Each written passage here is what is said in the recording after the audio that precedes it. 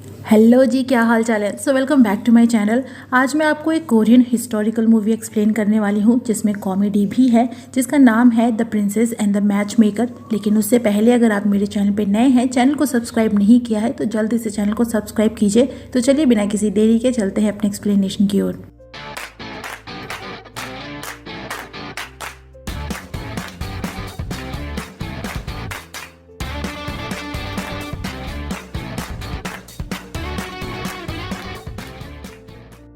बहुत पुरानी बात है जब कोरिया को जोसियन किंगडम के नाम से जाना जाता था। देश में सालों से अच्छी बारिश नहीं हुई थी। लोग पानी और खाने के बिना मर रहे थे। राजा भी बारिश कराने के लिए कई रिचुअल्स और टैक्स में छूट दे देकर थक चुके थे। तब उन्हें उनके कोर्ट का एक रॉयल ज्योतिषी, जिसका नाम पार्क है, सजेस्ट करता है कि उन्हें अपनी 8वीं बेटी प्रिंसेस सॉन्ग की शादी करा देनी चाहिए, लेकिन वो लड़का उसके लिए एकदम परफेक्ट होना चाहिए और उन दोनों के हॉरोस्कोप से देश में बारिश होगी। जिसके बाद राजा अपनी बेटी के लिए एक परफेक्ट पार्टनर ढूंढने का आदेश देते हैं। वहीं शहर में एक ज्योतिषी को देखते हैं जिसका नाम ली है, जो लोगों को उनका झूठा हॉरोस्कोप बताकर उनसे पैसे ऐंठता है, जिसे दू यून नाम का एक रॉयल इंस्पेक्टर अरेस्ट कर लेता है। ली के ऊपर पैलेस में रहते हुए बहुत सारे करप्शन के भी चार्जेस लगे थे। जब दू यून उसे लेकर जा रहा था तो रास्ते में लोगों को प्रिंसेस सॉन्ग की शादी का नोटिस पढ़ते देखता है और उसके बारे में बातें करते सुनता है। दरअसल सॉन्ग को बचपन से ही लोग बैड लक मानते हैं, क्योंकि उसकी माँ, जो राजा की फेवरेट कॉन्क्यूबाइन थी, उसे जन्म देते ही मर गई, जिसके बाद से उसे बैड लक समझा जाने लगा और पैलेस से बाहर निकाल दिया गया। उसकी परवरिश भी महल के बाहर ही हुई थी और 3 साल पहले भी उसकी एक शादी टूट चुकी है। पर ली दू यून को बताता है कि सॉन्ग बैड लक नहीं है। 13 साल पहले जब वो महल में काम करता था तब राजा की तबीयत बहुत खराब थी। तब उसके टीचर यानी रॉयल ज्योतिषी पार्क ने सजेस्ट किया था कि राजा के आसपास किसी ऐसे इंसान को रखा जाए जिसकी हॉरोस्कोप पावर बहुत तेज हो। और तब सॉन्ग को वापस पैलेस में लाया गया।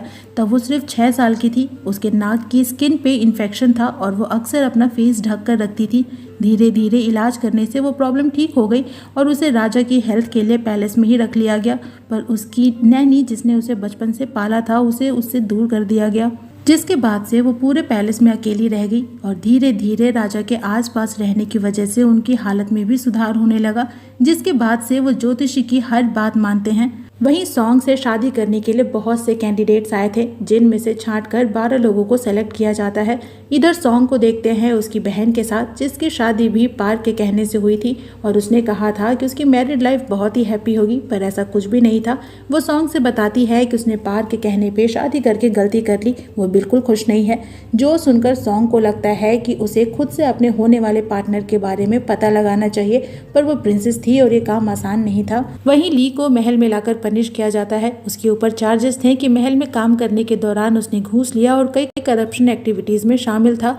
जिसके बाद वो चीफ रॉयल इंस्पेक्टर यून शी को बताता है कि घूस उसने पार्क के कहने पे लिए थे। वो यानी पार्क एडमिशन के दौरान कैंडिडेट से घूस लिया करता था, जिसके सबूत उसके पास हैं। जिसके बाद रॉयल ज्योतिषी पार्क और उसके एसोसिएट्स को अरेस्ट करके पनिश किया जाता है। पर क्वीन के कहने पे पार्क को छोड़ देते हैं और उसके खिलाफ जितने भी एविडेंस थे सबको मिटा दिया जाता है। और ये सब कुछ क्वीन के कहने पे यून शी करता है, क्योंकि इसके बदले उसे बहुत बड़ा रिवॉर्ड मिलने वाला था। वहीं दू यून को देखते हैं उसके छोटे भाई गा यून के साथ, जो देख नहीं सकता, और दू यून उसके लिए अलग अलग मेडिसिन लाया करता है और एक अच्छे डॉक्टर की तलाश में था जिससे वो अपने भाई का इलाज करा सके। पर गा यून उसे अपने पैसे बर्बाद करने से मना करता है। इधर किंग अपने आदमियों को ऑर्डर करते हैं एक बेहतरीन ज्योतिषी को ढूंढ कर लाने के लिए, जो पार्क के साथ मिलकर सॉन्ग के लिए सेलेक्ट किए गए 12 कैंडिडेट्स में से परफेक्ट कैंडिडेट को चूज करेगा।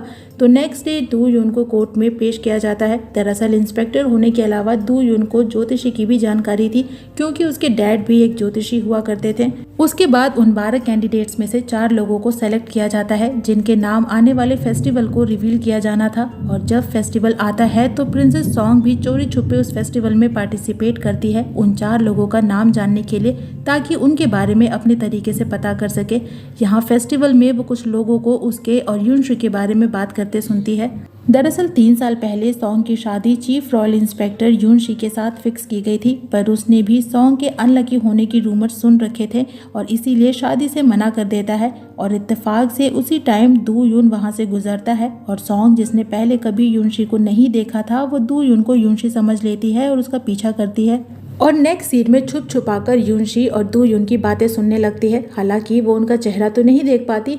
यहाँ हमें पता चलता है कि यूनशी भी उन 4 सेलेक्टेड लोगों में से एक है और दू यून उससे पूछता है कि वो 3 साल पहले सॉन्ग से अपना रिश्ता तोड़ चुका है तो अब वो शादी क्यों करना चाहता है। जिस पे यूनशी बोलता है कि 3 साल पहले उसने सॉन्ग को लेकर रूमर सुने थे और तब वो डर गया था और उसे लगा कि जब कभी वो सॉन्ग को किस करने जाएगा तो कहीं उसका बैड लक उसे ना मिल जाए। लेकिन अब वो उसे शादी क्यों करना चाहता है ये बात वो बताता उससे पहले कोई उसे बुलाने आता है और वो वहाँ से चला जाता है। लेकिन तभी सॉन्ग जो ये सब कुछ छुपकर सुन रही थी बाहर आती है और वहाँ वो सिर्फ दू यून को देखती है और चूंकि वो उसे यूनशी समझ रही थी तो ये प्रूफ करने के लिए कि किस करने से बैड लक ट्रांसफ़र नहीं होते हैं वो दौड़कर उसके पास आती है और उसे किस कर लेती है, जो देखकर दू यून एकदम शॉक हो जाता है। लेकिन तभी उसे कोई बुलाने आता है और सॉन्ग को पता चलता है कि ये तो उसे भारी मिस्टेक हो गई, ये तो कनेक्शन ही गलत हो गया और वो वहाँ से भाग जाती है। जिसके बाद नेक्स्ट सीन में एक सर्वेंट उसे उन 4 सेलेक्टेड लोगों की कुंडलियां लाकर देता है जो उसने चुरा ली थी। दरअसल सॉन्ग की सर्वेंट जिसका नाम मैन ली है उसने उस सर्वेंट को सिर्फ नाम पता करने को बोला था पर वो कुंडलियां ही चुरा लाया।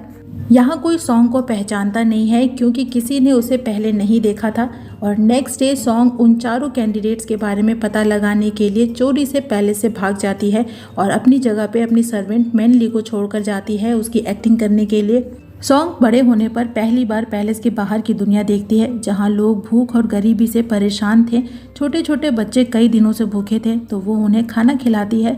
वो उन्हें उसके बारे में भी बात करते सुनती है कि अगर प्रिंसेस यानी उसकी शादी हो जाती है तो फिर बारिश होगी। वो लोगों में फैले उसके रूमर्स के बारे में भी सुनती है कि वो बैड लक है और अगली भी।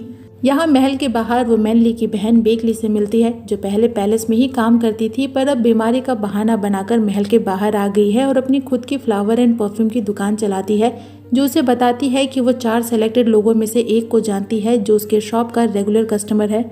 तो जो 4 लोग सेलेक्ट किए गए थे उनके नाम हैं यूनशी, कांग, चीहो और यूसांग, जिनमें से बेकली कांग को जानती है। उसके बाद सॉन्ग शुरू करती है अपना मिशन एक एक करके सभी कैंडिडेट्स के बारे में पता लगाने का और वहीं दू यून उसका पीछा करता है जिसे सर्वेंट से पूरी बात पता चल गई थी कि उसने प्रिंसेस सॉन्ग के सर्वेंट मैन ली के कहने पे कुंडलियां चुराई थी और वो सॉन्ग को मैन ली समझ रहा था और फाइनली उसे एक घर के बाहर लड़कों के कपड़े पहनकर ताका झाकी करते हुए पकड़ लेता है और बोलता है कि उसे पता है कि वो सॉन्ग के सर्वेंट मैन ली है और उसने ही कुंडलियां चुराई है और उससे वो कुंडलियां वापस मांगता है। जिसपे सॉन्ग भी अपनी आइडेंटिटी छुपाती हुई बोलती है कि वो सर्वेंट मैन ली जरूर है पर उसे कुंडली की कोई जानकारी नहीं है और उल्टा उससे सवाल पूछती है कि उसने कुंडलियां खो दी हैं तो अब वो क्या करेगा।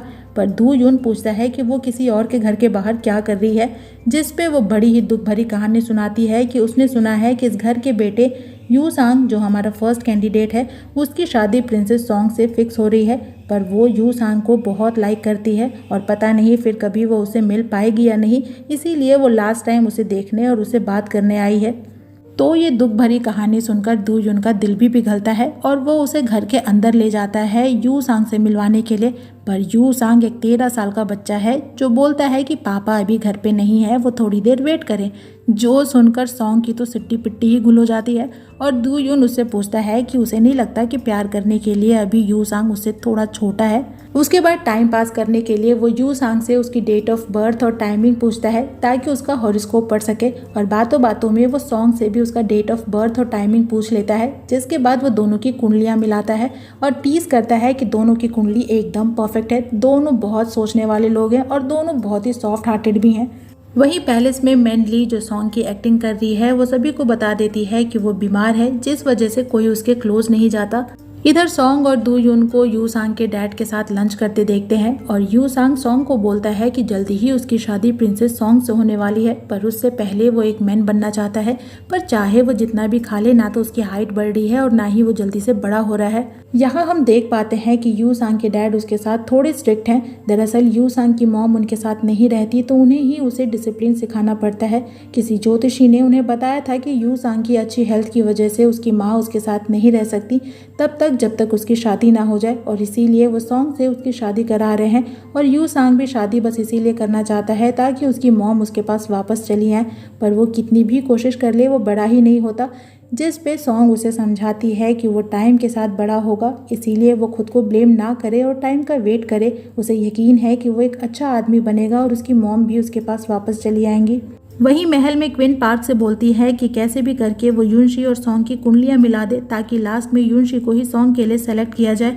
दरअसल क्विन अपने बेटे जो अभी छोटा है उसे किंग बनाना चाहती है, पर वो बहुत ही वीक है और पार्क ने कहा था कि ये सब कुछ सॉन्ग की वजह से हो रहा है। उसका हॉरोस्कोप बहुत ही स्ट्रांग है और अगर उसकी शादी किसी ऐसे इंसान से करा दी जाए जिसके साथ उसका हॉरोस्कोप मैच ना करे तो वो वीक हो जाएगी और तब प्रिंस किंग बन सकता है। और इसके लिए यूनशी सही इंसान है और इसीलिए क्विन ऐसा करना चाहती है। और यूनशी चुपचाप इन सब चीज को एक्सेप्ट करता है क्योंकि उसका इसके पीछे कोई और मकसद है। इधर बेकली सॉन्ग को सेकंड कैंडिडेट यानी कांग से मिलवाने के लिए एक बार में लेकर आती है। कांग लड़कियों में अपने लुक्स एंड चार्मिंग कैरेक्टर की वजह से काफ़ी फेमस है और जब सॉन्ग उसे देखती है तो उसे भी वो हैंडसम लगता है, पर थोड़ी देर में ही वो समझ जाती है कि वो एक प्ले बॉय है जो हर किसी के साथ फ्लर्ट करता है। वहीं बार में हम यूनशी और दूजुन को भी देखते हैं जिसे यूनशी उसकी और सॉन्ग की कुंडली मिलाने को बोलता है क्योंकि सॉन्ग के लिए सही कैंडिडेट ढूंढने का काम पार्क के साथ दूयुन भी कर रहा है और यूनशी को उसे अपने साथ मिलाना होगा, पर दूयुन इससे मना करता है जिस पे यूनशी उसे उन दोनों के रिलेशन की याद दिलाता है। दरअसल ये दोनों कजिन हैं और दू युन के डैड के मरने के बाद यूनशी के डैड ने ही उसे और उसके भाई गाय युन को अपने घर में एक्सेप्ट किया और उनका खर्चा उठाया था और अब यूनशी उसी एहसान को चुकाने बोलता है और इसके बदले वो उसकी हेल्प भी करेगा उसके भाई गाय युन के आंखों का इलाज करा के और सोचने का टाइम देकर वहां से चला जाता है। तभी दू युन वहां पे सॉन्ग को भी देखता है जो नशे में थी और सभी को बुक रीड करके सुना रही थी। यहाँ हम ली को भी देखते हैं जो सभी का हॉरोस्कोप पढ़कर बता रहा था। जो जब दू युन को वहाँ पे देखता है तो कांग को उसके बारे में बताता है कि वो एक फेमस ज्योतिषी है, जिसके बाद कांग उसे बुलवाता है। पर पहले तो दू युन नहीं जाना चाहता था, पर जब उसे पता चलता है कि कांग चुने हुए 4 लोगों में से एक है तो वो उससे मिलता है जो उसे उसकी और सॉन्ग की कुंडली मिलाने को बोलता है। तो दू युन ऐसा ही करता है, पर जब वो उसे सॉन्ग के क्लोज जाते देखता है तो वो जेलस होता है क्योंकि वो सॉन्ग को लाइक करने लगा था। तो जलन के मारे वो कांग से बोलता है कि दोनों की कुंडलियां तो बिल्कुल सही हैं, पर वो 2 सालों में ही मर जाएगा और जब तक दोनों साथ रहेंगे दोनों में खूब लड़ाइयाँ होंगी। नेक्स्ट सीन में वापस जाते टाइम सॉन्ग बहुत ही नशे में होती है तो दू युन उसे संभालता है और वो उसे उसका पीछा करने और हर किसी से उसके साथ उसकी कुंडली मिलाने से मना करती है, पर दू युन को वो बहुत ही क्यूट लगती है। उसके अराउंड वो नर्वस फील करता है पर फिर भी अपनी फीलिंग्स को लेकर अभी तक क्लियर नहीं था। तभी वहाँ बेकली आती है और सॉन्ग को अपने साथ ले जाती है। नेक्स्ट डे सॉन्ग किसी के हाथों वो 4 लोगों की कुंडलियां दू युन को वापस भिजवा देती है। यहाँ हम देखते हैं कि ली अब दू युन के घर में रहने लगा था जो उसके भाई गा युन की सेवा कर रहा था और दू युन का स्टूडेंट बनना चाहता था और बताता है कि घूस वाले केस को जिसे बंद कर दिया गया और सारा दोष उसके ऊपर लगाकर पार्क को छोड़ दिया गया, इसके पीछे क्विन का हाथ है और उन्होंने यूनशी को भी अपने साथ मिलाकर उससे वो सारे एविडेंसेस डिस्ट्रॉय करवा दिए। लेकिन क्विन का नाम सुनकर दू युन शॉक होता है और उसे पैलेस को लेकर रूमर्स फैलाने से मना करता है, जिसपे ली बोलता है कि वो उसे कुछ दिखाने वाला था पर चूंकि अब उसे उस पर विश्वास नहीं है तो वो उसे नहीं दिखाएगा, लेकिन अच्छा होगा कि वो अपने आसपास के लोगों पर ध्यान रखे। नेक्स्ट डे दू युन को यूनशी के साथ देखते हैं जिसे वो उसके साथ काम करने यानी कुंडली में हेर फेर करने से मना कर देता है और अगले ही सीन में दू युन और पार्क को देखते हैं जिन्हें सॉन्ग की कुंडली दी जाती है जिसके साथ वो बाकी 4 लोगों की कुंडलियां मैच करके सही कैंडिडेट चूज करेंगे। लेकिन दू युन जब सॉन्ग की कुंडली देखता है तो उसे डाउट होता है क्योंकि सेम डेट और बर्थ टाइम सॉन्ग जो उसके लिए मैनली है उसने भी बताई थी। तो वो सर्वेंट बुक चेक करता है और रियल मैनली की डेट ऑफ बर्थ देखता है जो डिफरेंट थी, जिससे वो समझ जाता है कि महल के बाहर जिससे वो मिला था वो सर्वेंट मैनली नहीं बल्कि प्रिंसेस सॉन्ग है। वहीं पार्क क्विन को वार्न करता है कि उन्हें यूनशी पे ज़्यादा भरोसा नहीं करना चाहिए, हो सकता है कि उसका कोई और मोटिव हो। वहीं वो यानी पार्क उनके यानी क्विन और उनके बेटे के लिए लॉयल रहा है।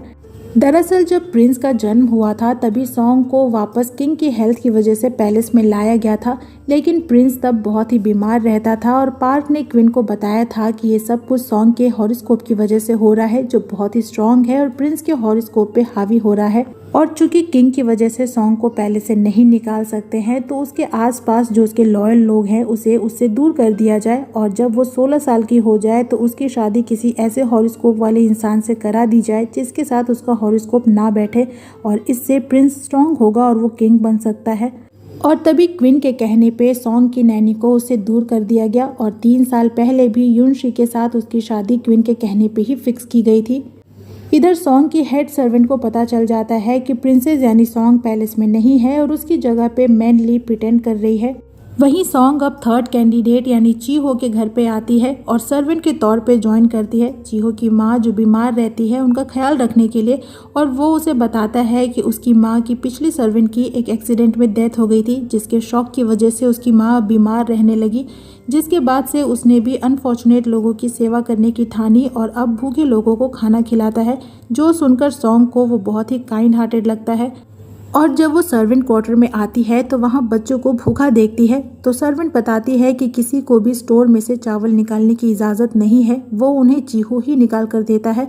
लेकिन सॉन्ग चावल निकाल कर दे देती है और बोलती है कि वो चीहो से बात कर लेगी।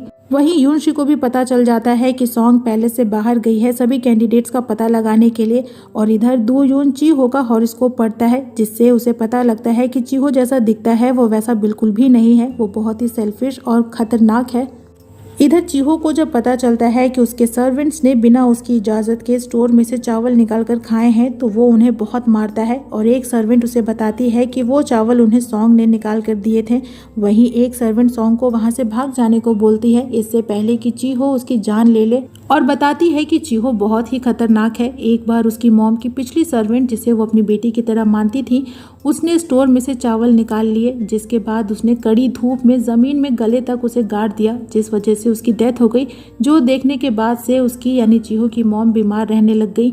यानी कि चीहो एक साइको है जो जब तक अपने खिलाफ जाने वाले लोगों की जान न ले ले वो शांत नहीं होता। तो सॉन्ग भी अपनी जान बचाने के लिए जंगल में भागती है, पर चीहो और उसके आदमी उसे पकड़ ही लेते हैं। लेकिन इससे पहले कि वो सॉन्ग को कुछ कर पाते दू यून वहां पे आ जाता है और चीहो और उसके आदमी उसे फाइट करता है। लेकिन मौका पाकर चीहो सॉन्ग को पहाड़ से नीचे फेंक देता है, जिसे बचाने के लिए दू यून भी नीचे छलांग लगाता है।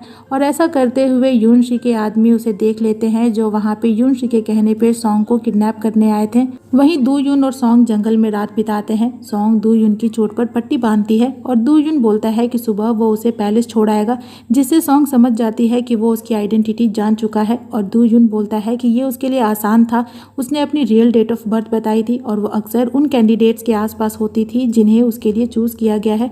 और पूछता है कि आखिर वो उन कैंडिडेट्स के बारे में जानने के लिए पैलेस से क्यों भाग आई, जिस पे सॉन्ग बोलती है कि उसके लिए सही लड़का भले ही पैलेस चूज करे, पर उसे लगा कि उसके इस छोटे से मूव से वो कोई बदलाव ला सकती है, वो अपने लिए चूज किए गए पार्टनर की अच्छाई बुराई जान सकती है। और वैसे भी वो पैलेस में नहीं रहना चाहती बल्कि दूर कहीं आज़ादी में रहना चाहती है।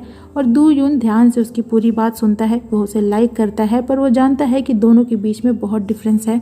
रात सॉन्ग की तबीयत खराब होती है तो दू यून उसके लिए जंगल में से हर्ब्स लाने जाता है, लेकिन जब तक वो वापस आता है सॉन्ग वहाँ नहीं होती है। उसे यूनशी के आदमी किडनैप करके ले जाते हैं, जिसके बाद दू यून पैलेस आता है। उसे लगता है कि सॉन्ग अभी पैलेस में होगी, पर वो वहाँ नहीं होती और उसकी हेड सर्वेंट उसे झूठ बोल देती है कि प्रिंसेस यानी सॉन्ग की तबीयत खराब है और वो किसी से नहीं मिलेगी।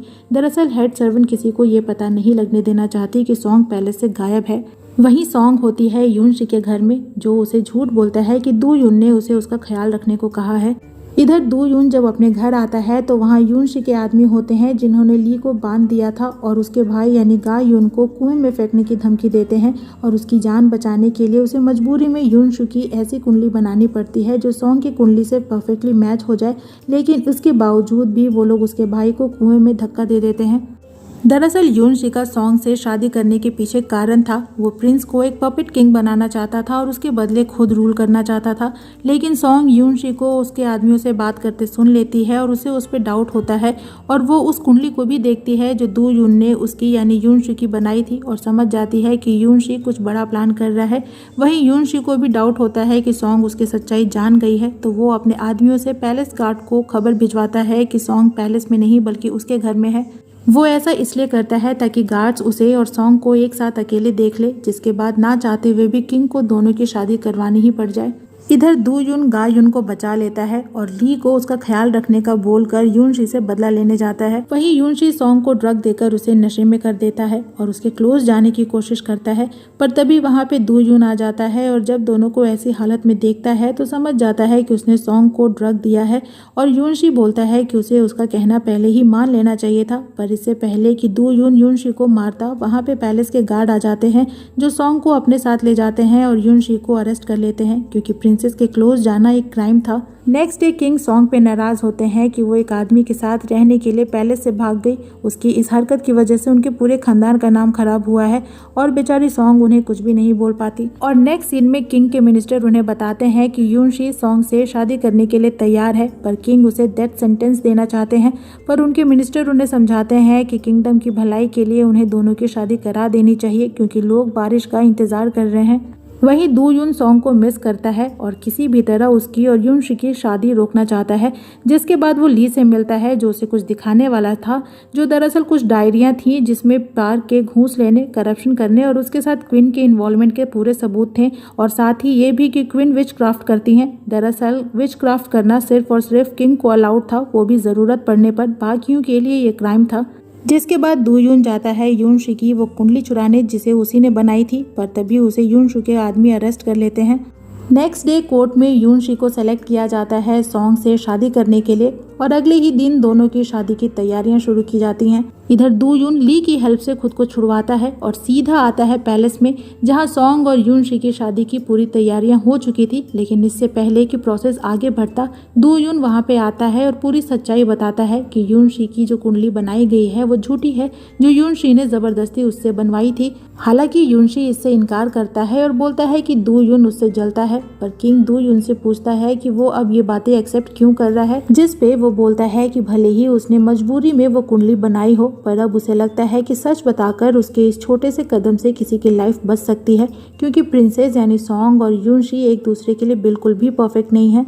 जिसके बाद दू यून और यूनशी दोनों को अरेस्ट कर लेते हैं और यूनशी को उसके क्राइम के लिए टॉर्चर किया जाता है। वहीं दू यून से उसकी पोजीशन वापस लेकर उसे देश से बाहर निकाल देते हैं। तो सॉन्ग किंग के पास आती है और उनसे रिक्वेस्ट करती है दू यून को माफ़ कर देने के लिए और बताती है कि इन सब में सिर्फ उसकी गलती है। वो अपने लिए एक ऐसा पार्टनर चाहती थी जो उसके साथ सिर्फ उसके लिए रहे, ना कि उसकी टाइटल की वजह से, और इसीलिए वो चारों कैंडिडेट्स के बारे में जानने के लिए पैलेस से भाग गई।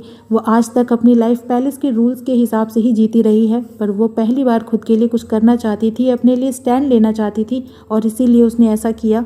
और इन सब में एक दू यून ही था जिसने उसे प्रोटेक्ट किया, इसीलिए वो उसे यानी कि दू यून को माफ़ कर दे, क्योंकि उसने जो कुछ भी किया था वो सिर्फ उसे प्रोटेक्ट करने के लिए किया। इससे किंग समझ जाते हैं कि सॉन्ग दू यून को लाइक करती है, पर फिर भी वो दू यून की पनिशमेंट कम नहीं करते, क्योंकि उसने थ्रोन की इंसल्ट की थी।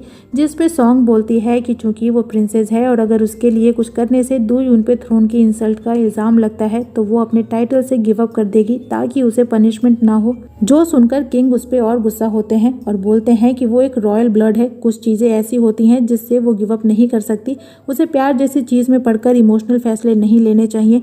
पर सॉन्ग बोलती है कि प्यार को अगर लाइफ से निकाल दे तो लाइफ में कुछ भी नहीं बचता। जिसके बाद किंग उसे कुछ भी नहीं बोल पाते। नेक्स्ट डे किंग को दू यून का लेटर और वो सारे एविडेंस जो क्वीन और पार्क के खिलाफ थे दिए जाते हैं। लेटर में उसने किंग से माफ़ी मांगी थी और लिखा था कि वो लोगों का हॉरोस्कोप पढ़ने के अलावा उन्हें समझने की भी कोशिश करता है, इसीलिए वो किंग से रिक्वेस्ट करता है कि वो क्वीन को समझे और माफ़ कर दें। क्वीन ने जो भी कुछ किया वो अपने बीमार बेटे के लिए किया, इसीलिए वो एक बार क्वीन को समझने की कोशिश करें। वो एक राजा हैं, अगर वो बड़ा दिल रखें और उसमें लोगों के लिए प्यार रखें तो भगवान भी उनकी सुनेंगे और उन्हें ब्लेस करेंगे। जिसके बाद किंग क्वीन को माफ़ कर देते हैं और सालों बाद देश में फिर से बारिश होती है, वो भी बिना प्रिंसेस के शादी के। जिसके बाद किंग सॉन्ग को अलाउ कर देते हैं दू यून के पास जाने के लिए, जो अभी डॉक पे शिप का इंतज़ार कर रहा था। उसके बाद सॉन्ग अपने टाइटल से गिव अप करके हमेशा के लिए पैलेस को छोड़कर दू यून के पास जाती है, पर जब वो डॉक पे आती है तो वहाँ पे वो नहीं था और उसे लगता है कि वो लेट हो गई है, पर तभी दू यून उसके पास आता है और नेक्स्ट सीन में सॉन्ग उससे पूछती है कि क्या कभी उसने उसे लाइक किया है, जिस पे वो बोलता है कि वो जब से उसे मिला है वो उसे लाइक करता है। और इसी के साथ ये मूवी यहीं पे खत्म हो जाती है। तो इस मूवी की एक्सप्लेनेशन यहीं पे होती है खत्म। आपको मूवी कैसी लगी कमेंट सेक्शन में जरूर बताइएगा। वीडियो अच्छे लगे तो वीडियो को लाइक कीजिएगा, फ्रेंड्स के साथ शेयर कीजिएगा और मुझे इनकरेज करने के लिए मेरे चैनल को जरूर सब्सक्राइब कीजिएगा। मैं आपसे मिलूंगी नेक्स्ट वीडियो में नेक्स्ट एक्सप्लेनेशन के साथ। तब तक अपना खूब सारा ख्याल रखिए। सायनारा।